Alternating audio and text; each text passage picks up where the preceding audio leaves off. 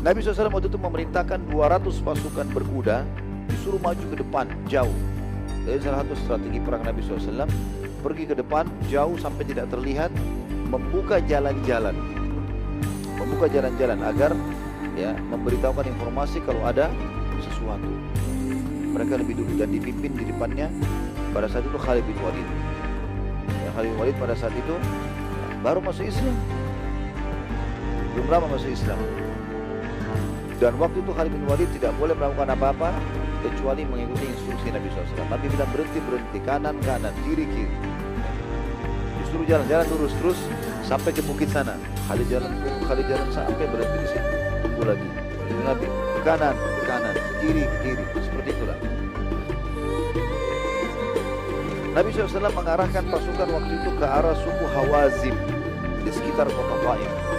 Jadi kalau kita gambarkan misalnya layar laptop ini, wilayah kurang lebih selatannya Jazirah Arab, karena Madinah itu ada di utara, di atas.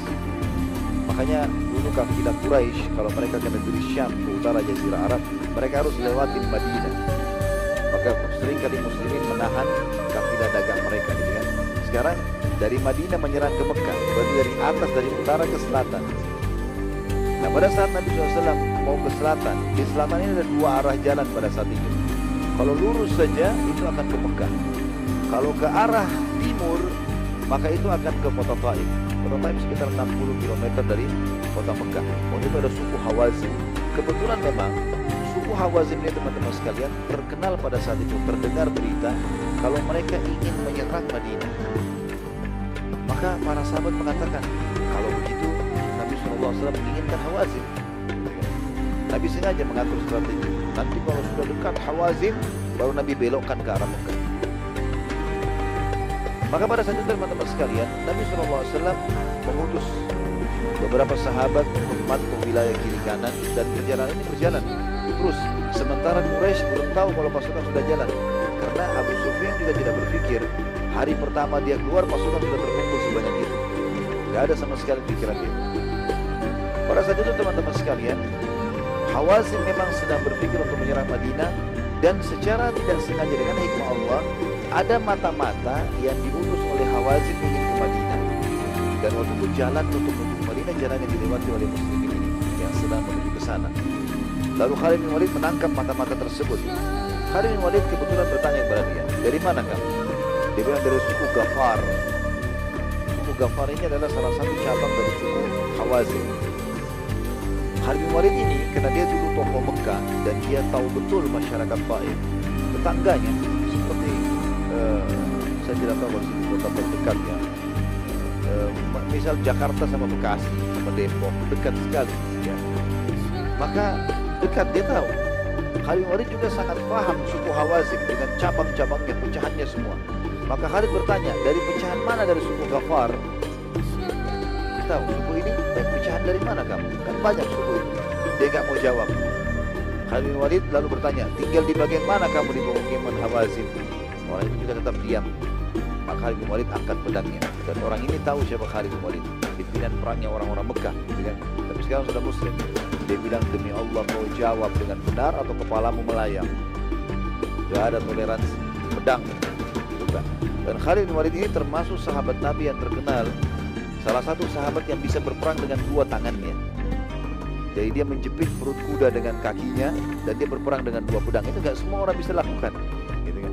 Orang biasa pegang tali kekangan, berpegang pada kuda, mungkin pegang perisai. Ini enggak, kiri kanan. Jadi kanan mahir membunuh, kiri juga begitu. Dua-duanya, gitu kan.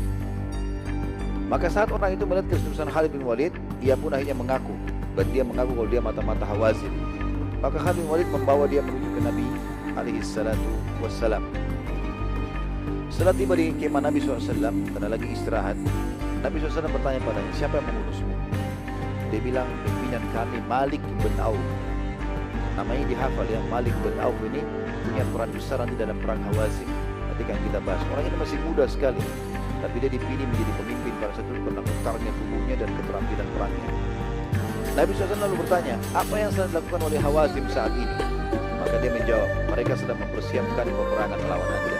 Tentu orang ini menjawab, kenapa? Karena pedang Khalid bin Walid di lehernya sekarang. Bukan orang berarti didudukkan manis, kasih minuman, gak bakal jawab dia. Khalid bin Walid giring, dibawa ke kemah Nabi SAW, diikat tangannya, didudukin, pedangnya Khalid di leher. Bohong sedikit melayang nih. Maka dijawab semua sama dia. Maka Nabi SAW bertanya, Nabi tidak larang waktu itu ya, karena ini kondisi dalam peperangan. Dan ini mata-mata, harus informasinya lengkap. Maka Nabi SAW lalu menanyakan secara detail kekuatan musuh. Berapa kekuatannya, kapan rencana mau menyerang, berapa jumlah laki-laki, berapa jumlah perempuan, berapa jumlah kuda. Rupanya orang ini hafal semua, dia tahu. Dia menceritakan jumlahnya sekian, begini, begitu, segala macam perincikan. Sampai Nabi berkata, apa yang sedang dilakukan oleh Sa'ad dan Hilal?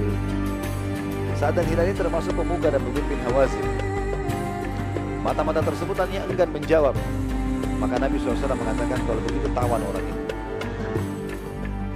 Para sahabat bertambah yakin kalau Nabi SAW akan menyerang Hawazin karena menahan mata-mata Hawazin. Dan ternyata Hawazin juga terkenal atau terdengar berita pada saat itu tersebar di pasukan sudah mempersiapkan menyerang Madinah. Dan kalaupun itu benar, berarti Nabi SAW ini strategi perangnya. Memang Nabi sering kali datang tiba-tiba musuh bertakut, tidak tahu. Itu strategi perang Nabi SAW. Bahkan kalau sedikit ada ancaman saja Nabi sudah tidak pakai nunggu, sudah tahu itu pasti akan menyerang, diserang lebih dulu. Itu salah satu strategi Nabi SAW. Pada saat mendekati wilayah suku Hawazin ini, tiba-tiba Nabi SAW sudah dekat sekali. Pintu gerbang Hawazin, kota Taif sudah kelihatan, sudah dekat. Jadi biasanya kalau begitu Nabi SAW suruh tancapin kemah, kemuk. Biasanya begitu. Tiba-tiba Nabi keluarkan instruksi, belok ke arah barat, Hawazin timur, ke arah barat, mau mengarah ke Mekah. Dan jarak antara Taif sama Mekah cuma 60 km. Jarak Madinah Mekah 425 km. Jadi sudah dekat sekali. Bisa setengah hari saya sudah sampai ke Mekah, atau bahkan kurang dari itu.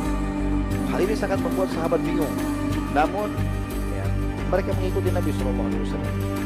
Dan Nabi SAW tiba-tiba pada saat itu dari Hawazin menuju ke Mekah membagi pasukan menjadi 5 bagian. Ada bagian depan khusus, ada bagian kanan, kiri, belakang, dan ada pasukan inti di tengah-tengah.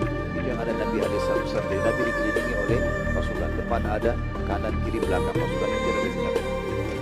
Juga Nabi SAW mengatur setiap bagian dari 5 pasukan tersebut terdiri dari gabungan suku-suku. Tiap suku harus bersama anggotanya dengan tujuan mereka tidak melarikan diri karena malu dan sukunya sendiri. Jadi suku ini kumpul semua, kalian di bagian sayap sebelah kiri, suku ini sebelah kanan, dan seterusnya.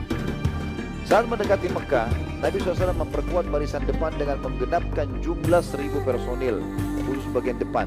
Tadinya cuma 200 yang dipimpin oleh Khalid bin Walid itu. Dan semuanya dari suku Sulaim, tidak ada suku lain. Di depan Sulaim. Hanya saja Nabi SAW menobatkan Khalid bin Walid sebagai pimpinan mereka. Dari sisi lain, Nabi SAW mengangkat Zubair bin Awam dan Abu Ubaidah bin Jarrah radhiyallahu anhum ajma'in memimpin sisa suku-suku Arab selain Sulaim.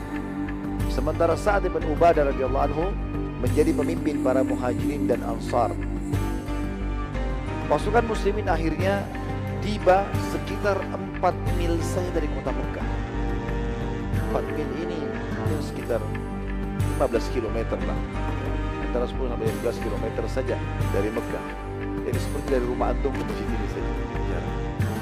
Dan ini uniknya, pada saat itu penduduk Mekah tidak ada yang tahu kalau pasukan muslimin sudah sampai di situ. Pasukan besar ya pada saat itu. Dan jumlah muslimin waktu itu karena banyaknya yang bergabung terkumpul sekitar 10.000 orang.